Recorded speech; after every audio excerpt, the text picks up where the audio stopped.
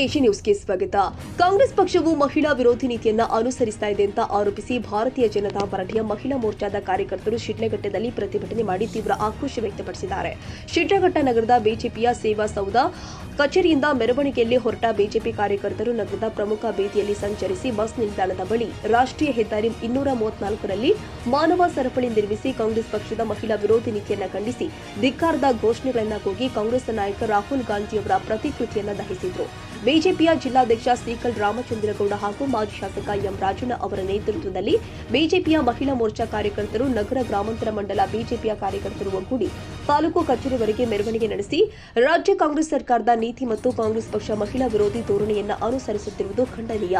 ಮಹಿಳೆಯರ ಬಗ್ಗೆ ಕಾಂಗ್ರೆಸ್ ಪಕ್ಷ ಡೋಂಗಿ ಮುಖವಾಡ ಕಳಚಿ ಬಿದ್ದಿದೆ ಎಂದು ಕಿಡಿಕಾರಿದ್ದಾರೆ.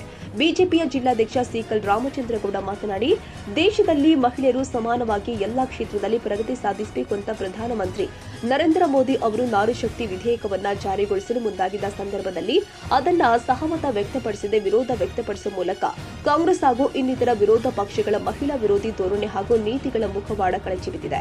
ಇವರಿಗೆ ಮುಂದಿನ ಚುನಾವಣೆಯಲ್ಲಿ ಮಹಿಳೆಯರು ಸಂಘಟಿತರಾಗಿ ತಕ್ಕ ಪಾಠ ಕಲಿಸಬೇಕು ಎಂದಿದ್ದಾರೆ. ರಾಜ್ಯ ಬಿಜೆಪಿ ಕಾರ್ಯದರ್ಶಿ ಲಕ್ಷ್ಮೀ ಅಶ್ವಿನ್ ಗೌಡ ಮಾತನಾಡಿ, ಕಾಂಗ್ರೆಸ್ ಪಕ್ಷ ಮಹಿಳೆಯರನ್ನ ಕೇವಲ ವೋಟ್ ಬ್ಯಾಂಕ್ ಆಗಿ ಮಾಡಿಕೊಂಡಿದೆ. ಆದರೆ ಮಹಿಳೆಯರಿಗೆ ಸಂವಿಧಾನಾತ್ಮಕವಾಗಿ ದೊರೆಯಬೇಕಾದ ಸೌಲಭ್ಯಗಳು ನೀಡುವ ಸಂದರ್ಭದಲ್ಲಿ ಅದರಲ್ಲೂ ವಿಶೇಷವಾಗಿ ಮೀಸಲಾತಿ ಜಾರಿ ಮಾಡುವ ವಿಷಯದಲ್ಲಿ ಮಹಿಳೆಯರಿಗೆ ದ್ರೋಹ ಮಾಡಿದ್ದು ಇದನ್ನ ಪ್ರತಿಫಲವನ್ನ ಕಾಂಗ್ರೆಸ್ ಪಕ್ಷ ಅನುಭವಿಸಲಿದೆ ಅಂತ ಹೇಳಿದ್ರು. ಯಾವುದೋ ಒಂದು ಸಾಮಾಜಿಕ ಆರ್ಥಿಕವಾಗಿ ಯಾವುದೋ ಒಂದು ಕಾರ್ಯಕ್ರಮದ ಫಲಾನುಭವಿಗಳು ವೋಟ್ ಎಲೆಕ್ಷನ್ ಟೈಮಲ್ಲಿ ಮತ ಹಾಕೋ ಯಂತ್ರಗಳಲ್ಲ, ಮತ ಬ್ಯಾಂಕ್ಗಳಲ್ಲ. ನಮಗೂ ಕೂಡ ಇದೆ. ವಿಕಸಿತ ಭಾರತಕ್ಕೆ, ರಾಷ್ಟ್ರ ಹಿತಕ್ಕೆ, ರಾಷ್ಟ್ರ ರಥಕ್ಕೆ ಮಹಿಳಾ ಶಕ್ತಿಯು ಕೂಡ ಟೊಂಕ ಕಟ್ಟಿ ನಿಲ್ಲಬಹುದು, ಅಡಿಪಾಯವಾಗಿ ನಿಲ್ಲಬಹುದು ಅನ್ನೋದನ್ನ ನಾವು ತೋರಿಸ್ಕೊಡ್ತೀವಿ. ನರೇಂದ್ರ ಮೋದಿಜಿಯವರು ಒಂದು ಎಲ್ಲಾ ಪ್ರಧಾನಿಗಳಿಗೂ ಇತ್ತು ಮಹಿಳಾ ಮೀಸಲಾತಿ ಬಿಲ್ ತರಬೇಕು ಅಂದ್ರೆ. ಆದ್ರೆ ಒಂದು ಇಚ್ಛಾಶಕ್ತಿ ಬೇಕಲ್ಲ, ಒಂದು ಆತ್ಮನಿರ್ಭರತೆ ಬೇಕಲ್ಲ, ತರಬಹುದಾದಂತಹ ಒಂದು ಚಾಕಚಕ್ಯತೆ ಬೇಕಲ್ಲ, ಧೈರ್ಯ ಬೇಕಲ್ಲ, ಅದನ್ನ ತೋರಿಸಿದ್ರು. ನೀವು ಅದನ್ನೆಲ್ಲ ವಿರೋಧಿಸಿ ನಿಮ್ಮಲ್ಲಿರುವಂತಹ ಅಂಜು ಬುರುಕತನವನ್ನ, ಹೇಡಿತನವನ್ನ ಪ್ರದರ್ಶನ ಮಾಡಿದೆ.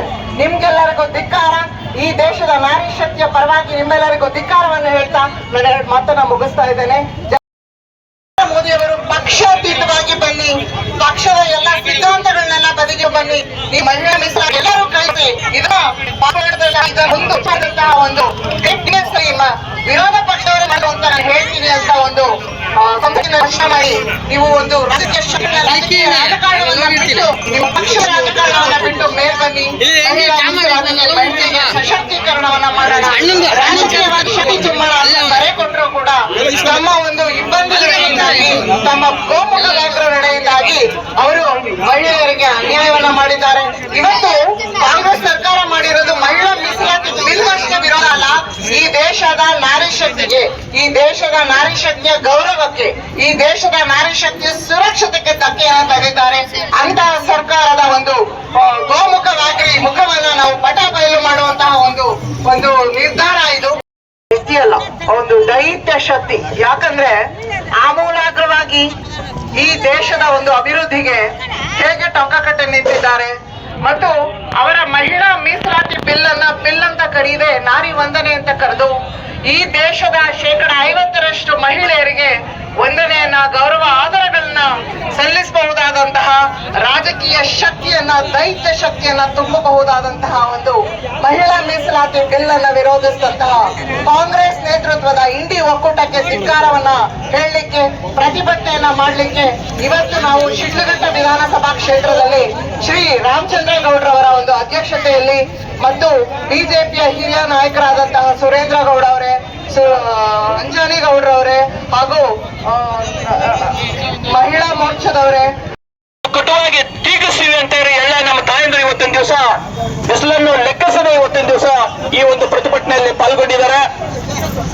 ನಮ್ಮ ಚಿಕ್ಕಬಳ್ಳಾಪುರ ಜಿಲ್ಲೆಯಲ್ಲಿ ಸೀಕಲ್ ರಾಮಚಂದ್ರಗೌಡರು ಜಿಲ್ಲಾಧ್ಯಕ್ಷರಾದ ಮೇಲೆ ಪ್ರತಿಯೊಂದು ಕಾರ್ಯಕ್ರಮವನ್ನ ಅಚ್ಚುಕಟ್ಟಾಗಿ ನಿರ್ವಹಿಸುವುದರ ಮುಖಾಂತರ ಅದರಲ್ಲೂ ಮಹಿಳೆಯರಿಗೆ ಅತಿ ಹೆಚ್ಚಿನ ಆದ್ಯತೆಯನ್ನ ಕೊಡಬೇಕು.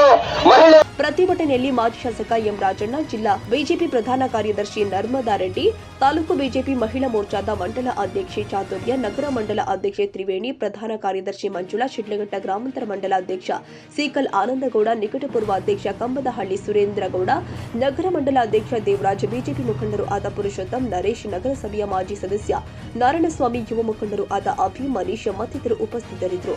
ಶಿಡ್ಲಘಟ್ಟ ನಗರ ಪೊಲೀಸ್ ಠಾಣೆಯ ಪಿಎಸ್ಐ ವೇಣುಗೋಪಾಲ್ ಹಾಗೂ ಸಿಬ್ಬಂದಿ ಸೂಕ್ತ ಪೊಲೀಸ್ ಬಂದೋಬಸ್ತ್ ವ್ಯವಸ್ಥೆಯನ್ನ ಕೈಗೊಂಡಿದ್ರು. ತಮೀಂ ಪಾಷಾ, ಶಿಡ್ಲಘಟ್ಟ, AG ನ್ಯೂಸ್.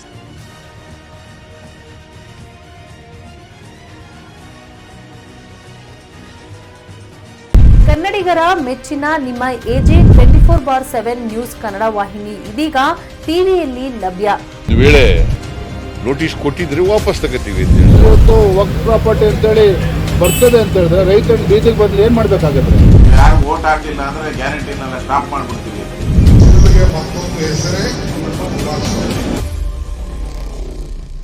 ಕರ್ನಾಟಕ ಮತ್ತು ದೇಶ ವಿದೇಶ 360 ಡಿಗ್ರಿ ಸುದ್ದಿ ಹಾಗೂ ಉತ್ತರ ಕರ್ನಾಟಕ, ಬೆಳಗಾವಿ, ಬಾಗಲಕೋಟೆ, ಧಾರವಾಡ, ಹಾವೇರಿ, ಗದಗ, ಬಿಜಾಪುರ ಜಿಲ್ಲೆಯ ಕ್ಷಣ ಕ್ಷಣದ ವಿವರವನ್ನ ಪಡೆಯುವುದಕ್ಕೆ AJ 24/7 ನ್ಯೂಸ್ ಕನ್ನಡ ವಾಹಿನಿಯನ್ನ ಲೈಕ್ ಮಾಡಿ, ವಿಡಿಯೋಗಳನ್ನ ಶೇರ್ ಮಾಡಿ, ಕಮೆಂಟ್ ಮಾಡುವ ಮೂಲಕ ನಮ್ಮ ವಾಹಿನಿಗೆ ಸಹಕಾರ ನೀಡಿ ಮತ್ತು ಚಾನೆಲ್ ಅನ್ನ ಸಬ್ಸ್ಕ್ರೈಬ್ ಮಾಡಿ. ಧನ್ಯವಾದಗಳು.